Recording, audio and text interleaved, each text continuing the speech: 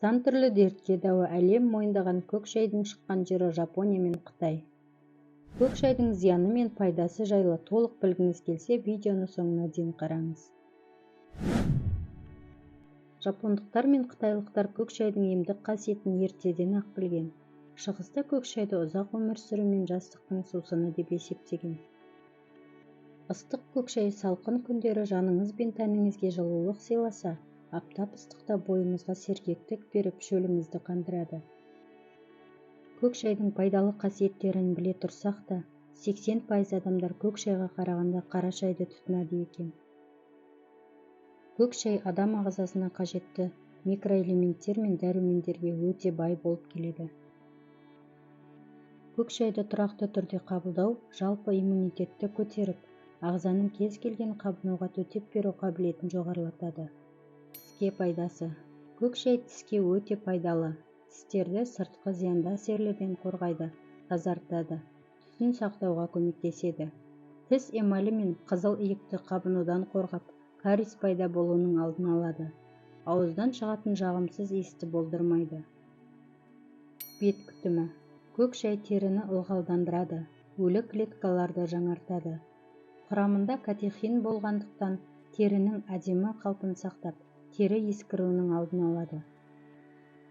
Ал көк шай құрамындағы полифенол терінің созылғыштығын сақтап, балғындық береді. Ультракүлгін сәуледен сақтайды. Шаш пен тырнақтардың әдемілігін сақтауға көмектеседі. Жаралардың тез жазылуына септігін тигізеді. Жүйке жүйесі. Көк шай құрамындағы кофеин бақыт гормоны дофаминнің бөлінуіне оң әсер етеді. Көңіл күйді жақсартады. Депрессиямен күресуге таптырмас өнім.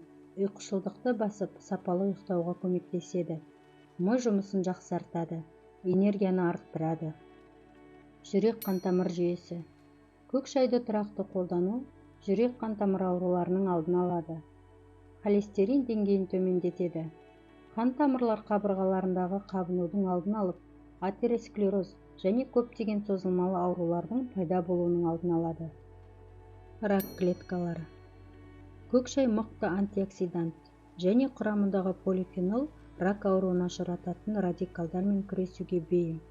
Яғни сау клеткаларды қорғап, зиянды клеткаларды жоюға көмектеседі. Артық салмақ. Көк шай ас қорытуды жақсартады. Ағзаны улы заттардан, токсиндер мен шлактардан тазартады. Тәбетті тежейді. Нәтижесінде артық салмақтан арылуға септігін тигізеді. Сонымен қатар несепті айдап, артық сұйықтықты ағзадан шығарып, салмақты тұрақтандырады. Көк шайдың пайдалы қасиеттерімен қоса, мөлшерден тыс қабылданған көк шай адам ағзасына зиянды әсерін тигізу мүмкіндігін де ұмытпаған дұрыс. Көк шайды аш қарынға ішпеген дұрыс. Ас қорыту жүйесіне зиян келтіруі мүмкін. Шайды өте ыстық күйде ішуге болмайды. Ыстық шай ауыз бен жұтқыншақты күйдіруі мүмкін. Шайды ұйқыға жатар алдында ішуге кеңес берілмейді. Ұйықтар алдында көк шай ішсеңіз, ұйқы келмей, бас ауырып, тахикардия пайда болуы мүмкін. Көк шаймен бірге дәрі қабылдамаңыз, себебі көк шай дәрінің күшін жойып жіберуі мүмкін. Көк шайдың пайдалы қасиеттерін толық алу үшін ешқандай қоспасыз ішкен дұрыс, яғни қант, тосап, қант алмастырушы өнімдер. Жүкті әйелдерге қабылдауға кеңес берілмейді. Жүкті әйелдерде қан қысымының тұрақсыздығы пайда болып, жүрек қағысына алып келуі мүмкін. Көк шай қан қысымын төмендеткендіктен, қан қысымы төмен адамдарға ішуге болмайды. Мөлшерден тыс пайдалану. Егер де белгіленген мөлшерден тыс көк шай ішетін болсаңыз, асқазан қышқылтылығы артып, кері әсерін беріп, денсаулығыңызға зиян келтіруі мүмкін. Көк шайды күніне 5-6 шыныдан артық қабылдамаңыз.